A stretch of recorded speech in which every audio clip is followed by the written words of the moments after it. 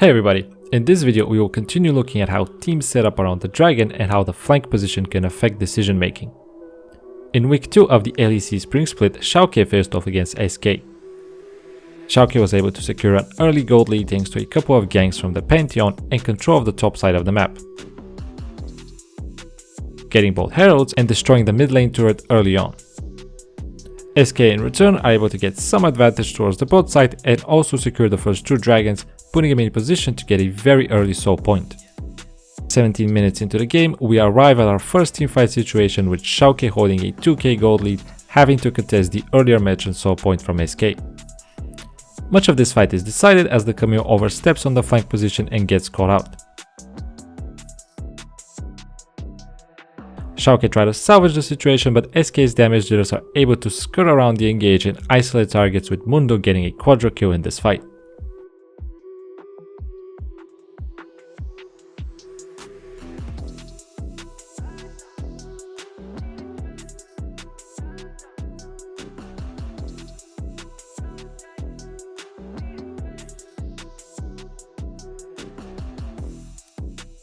However, that was not enough for SK to get full control of the game, and in the subsequent minutes, Schalke were still able to hold on to a small gold lead.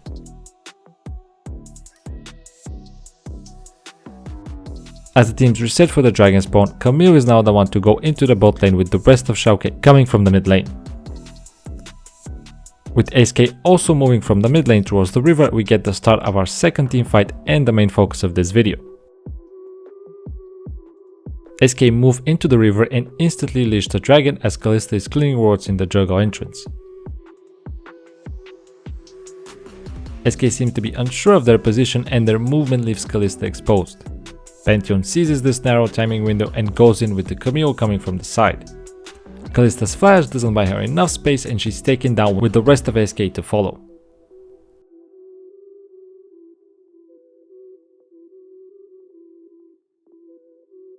Let's take a look at what happened.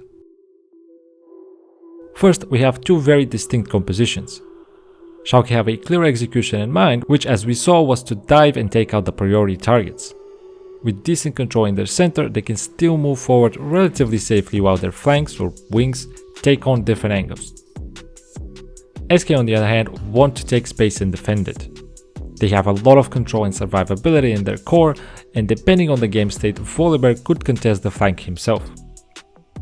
However, in this fight, SK's movement was clearly not ideal. We saw them moving from mid to river. Watch as Mundo, who is 5-0 at this point, does what I call bridging. Basically, he pushes aggressively to allow his teammates to transition more safely behind him. While in this situation it has no real effect, if anyone from Schalke was trying to poke and make that movement difficult, Mundo would be the one to zone and deter any such attempts. The next thing Mundo does, I believe, is the first mistake from SK, which is leashing the dragon before having an established position on the fight. The dragon starts doing damage, inserting more chaos in the situation. Now let's pause and think about the situation we're in. In the previous video I said whoever controls more space has a better chance of coming away with the fight. Schalke here control a lot of space while SK seem to have very little. There is space here in front which SK doesn't seem to want to contest. SK need to posture and control the center in order to face off with the opponent.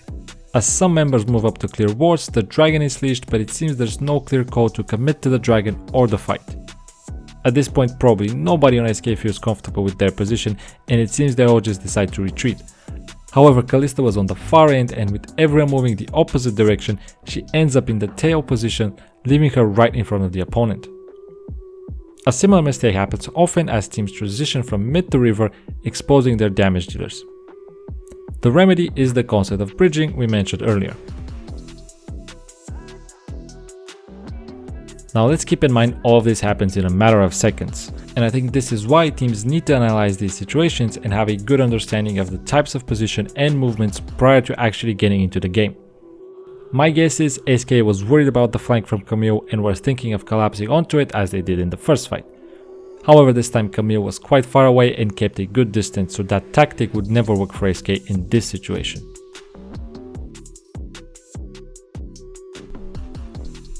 Now here's what I think SK could have done in a situation like this. Firstly, I think their primary focus should be winning the fight. Losing the fight means Baron for Schalke and a large gold lead, which I don't think an Ocean Soul can make up for.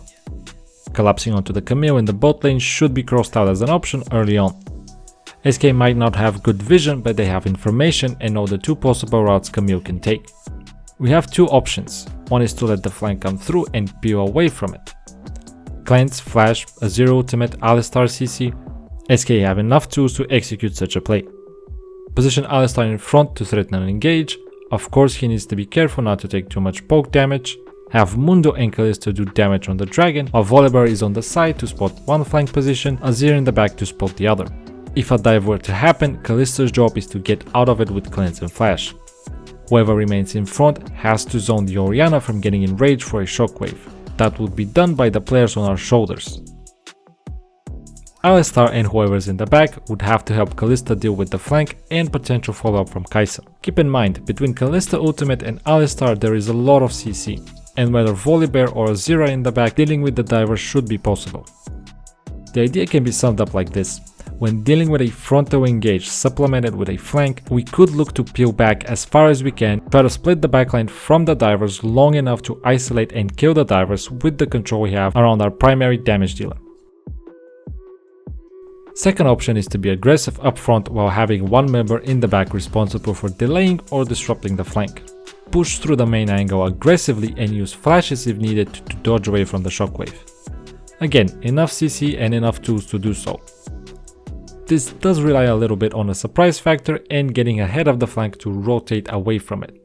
It all comes down to timing and making sure everyone knows their job, but it all starts with controlling space and a proper position to allow for proper movement. I think SK were too scared of the flank despite having all the tools to deal with it. They did not control any space and were left with just reacting to Schalke's engage, which to their credit was exceptionally timed and very well executed. A similar situation, but a little bit flipped, was in this fight between Top Esports and Suning from last year's Worlds, where I think Top was also very scared of the flank and allowed space to be taken away from them. I'll leave a link to that breakdown in the description if you wanna go check it out. I'm going to end this here. Thank you for watching. If you want to see a similar breakdown to a particular fight, let me know in the comments or hit me up on Twitter. Other than that, let me know what you think, and above all, enjoy the rest of your day.